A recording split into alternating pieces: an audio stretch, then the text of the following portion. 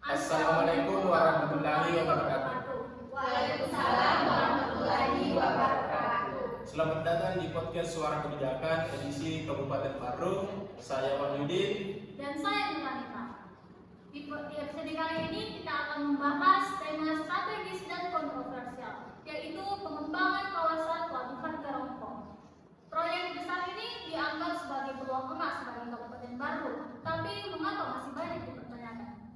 Nah, betul sekali kita. Di sini kita tidak hanya membahas terkait dengan potensinya saja, namun di sini kita akan sama-sama membahas terkait dampaknya juga di berbagai kalangan masyarakat dan terkhususnya di Pelabuhan Garongkong tersebut. Nah, di sini juga kita ditemani oleh beberapa teman-teman diskusi kita, yakni ada Saya Adil, Dan saya Rita, saya Alexa.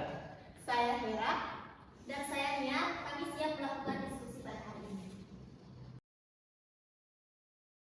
Pengembangan kawasan Pelabuhan Garongkong meliputi ekspansi pelabuhan, pembangunan kawasan industri, hingga perumahan pekerja. Tapi mengapa proyek besar ini masih banyak dipertanyakan? Nah, karena proyek ini adalah salah satu dari beberapa proyek yang dimana di dalamnya itu berupa kerjasama antara pihak swasta dan pihak pemerintah. Nah, tapi tentunya di sini banyak sekali ada isu-isu bahwa katanya masyarakat lokal tidak akan ikut terlibat. Hal-hal seperti inilah yang membuat warga merasa cemas atau resah terhadap adanya nantinya pembangunan di Pelabuhan Garongkong tersebut. Menurut saya, Pelabuhan Garongkong punya potensi jadi roda ekonomi yang baru. Tapi kita tidak boleh asal jalan. Harus ada kejelasan peran semua pihak, baik itu pemerintah, swasta maupun masyarakat. Jangan sampai rakyat cuma jadi penonton saja. Dan di sini jangan kita lupakan sisi manusianya. Apakah warga benar-benar sekitar sudah mengetahui tentang Pelabuhan Garongkong? Takutnya jangan sampai mereka baru tahu ketika pasangannya akan dibebaskan. Dan saya juga pernah pergi langsung ke kawasan Pelabuhan Garongkong. Ada beberapa masyarakat yang tidak mengetahui informasi ini, tapi ada juga masyarakat yang senang dengan informasi ini karena katanya ekonomi akan tumbuh. Dan ada juga yang tidak senang dengan informasi ini karena mereka bisa kehilangan pekerjaan utama mereka. Ya, nelayan di sekitar pelabuhan juga mulai resah terkait adanya rencana perluasan dermaga yang berpotensi dapat mengganggu jalan mereka melaut. Nah, karena itu penting untuk melakukan kajian yang mendalam terhadap dampak sosial dan lingkungan. Jangan hanya mempertimbangkan untung rugi dari perspektif ekonomi makro saja. Betul sekali. Selain itu, kita itu hendaknya perlu melihat dan memikirkan siapa sebenarnya yang untung dan siapa yang bisa saja dirugikan dari adanya proyek ini. Tapi kita juga harus adil. Secara potensi, proyek ini bisa menciptakan ribuan lapangan kerja dan meningkatkan pendapatan daerah. Nah, apalagi jika proyek ini benar-benar berjalan, tentu kita bisa melihat ada beberapa faktor yang dapat membuat masyarakat yang tadinya resah itu menjadi bahagia, di mana ketika suatu proyek itu berjalan dan ketika masyarakat tersebut ikut adil, maka tentu masyarakat seperti yang tadinya pengangguran bisa mendapatkan pekerjaan dari adanya proyek tersebut. Ya, beberapa pengusaha juga sudah mulai mempersiapkan diri. Ini bisa jadi sistem ekonomi yang baru. Betul. Selain itu, sebenarnya kita juga sangat berharap semoga tidak hanya investor besar yang dapat menikmatinya, akan tetapi tentunya UMKM juga harus dilibatkan dalam rantai ekonomi ini. Namun tetap saja ada kekhawatiran yang dirasakan oleh para nelayan dan masyarakat sekitar, seperti kerusakan lingkungan, potensi penggusuran, serta minimnya pelibatan publik dalam pengambilan kebijakan. Betul kata Saudari Hera. Belum lagi persoalan lahan. Apakah seluruhnya sudah dibebaskan dengan semestinya? Siapa yang dapat memastikan bahwa ganti rugi diberikan secara adil? Jadi, ketika kita membahas tentang dampak sosial, di sini kita harus melihat lebih luas dari sekedar uang.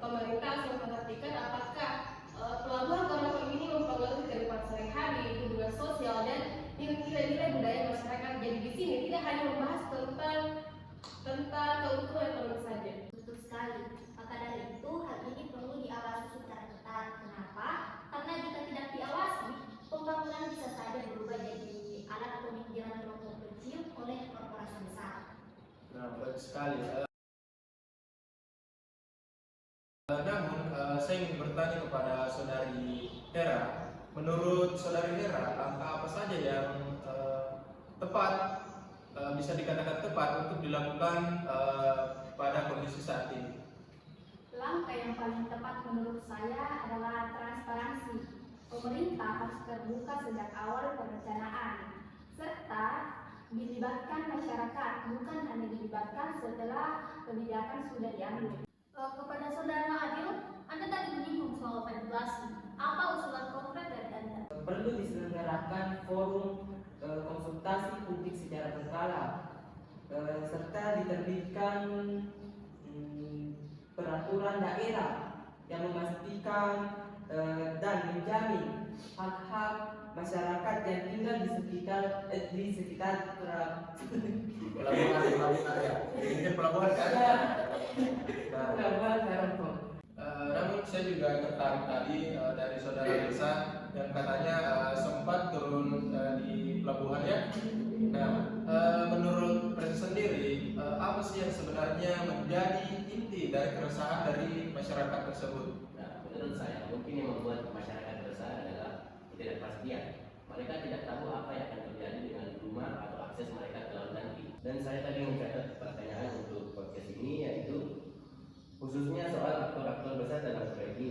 Bagaimana seharusnya peran pemerintah dan pihak swasta dalam pengembangan pelabuhan Garongkong, dan siapa sebenarnya yang bertanggung jawab memastikan masyarakat lokal benar-benar diuntungkan dalam kasus ini? Ya, pertanyaan bagus, saudara Reza. Menurut saya, pemerintah harus jadi pengarah utama. Dia yang pegang mandat dari rakyat. Jadi wajib memastikan bahwa pembangunan ini inklusif. Pemerintah harus buat regulasi yang tegas, transparan, dan berpihak ke warga lokal. Sedangkan pihak swasta perannya penting sebagai penggerak ekonomi, tapi jangan cuma datang bawa modal dan ambil untung. Mereka harus tunduk pada aturan, terlibat dalam program sosial, dan aktif membina UMKM. Ini bukan soal charity, tapi tanggung jawab sosial yang nyata. Saudara Erika, dari sisi sosial apa yang paling Anda soroti? Yang paling saya soroti itu terdapat kesenjangan.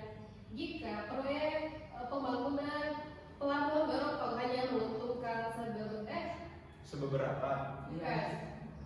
sebagian pihak, Sebeberapa. sementara masyarakat lokal tidak ikut merasakan manfaatnya, tentunya mereka akan tertinggal, dan selain merasa tertinggal, mereka pun akan merasa dirugikan.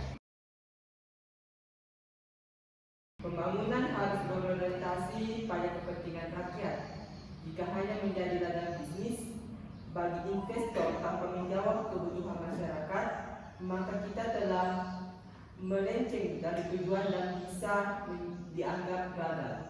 Karena pembangunan yang benar-benar bukan hanya fokus pada keuntungan data dan pertumbuhan ekonomi saja, tapi juga harus memperhatikan manusia, keadilan, dan dampaknya bagi masyarakat. Artinya, semua orang harus ikut merasakan manfaatnya, bukan hanya segelintir pihak, dan di sini tidak ada merasa dirugikan atau dikorbankan. Kalau kelompok rentan terus-terusan diadakan, kita ini bukan membangun daerah, tetapi kita sedang menciptakan ketimpangan yang baru. Betul sekali, maka dari itu sebenarnya pelabuhan Garongkong ini bisa menjadi sebuah harapan, tapi tanpa adanya kontrol publik, ini juga sebenarnya bisa menjadi sebuah ancaman. Kami sebenarnya percaya dengan adanya pelabuhan Garongkong ini bisa sangat-sangat mensukseskan pelabuhan Garongkong. Namun kembali lagi ini hanya bisa kita katakan sukses apabila masyarakat di sekitarnya juga bisa ikut ada di dalamnya. Pemerintah harus mendengar, bukan hanya berbicara. Swasta harus bertanggung jawab, bukan hanya mencari untung. Dan masyarakat harus berani bersuara. Jangan sampai wilayah kawasan pelabuhan Garongkong hanya dimiliki oleh oknum-oknum yang tidak bertanggung jawab. Betul sekali, dan tentunya kita semua berharap pelabuhan Garongkong ini tidak hanya untuk kapal-kapal besar,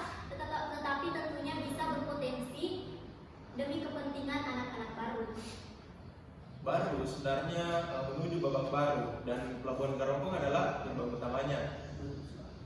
Namun pembangunan bukan hanya soal beton dan ekspor saja, tapi ini soal manusia, tanah dan identitas. Kalau kita hanya mengukur kemajuan dari panjang dermaganya saja, maka kita bisa dikatakan kehilangan arah. Mari kita bangun Garongkong dengan bukan hanya dengan dana, tapi dengan hati nurani juga.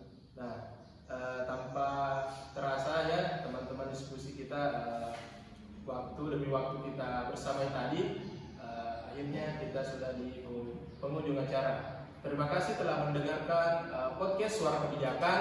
Saya Wahyudin. Saya Nurahita. Selamat menyaksikan episode berikutnya.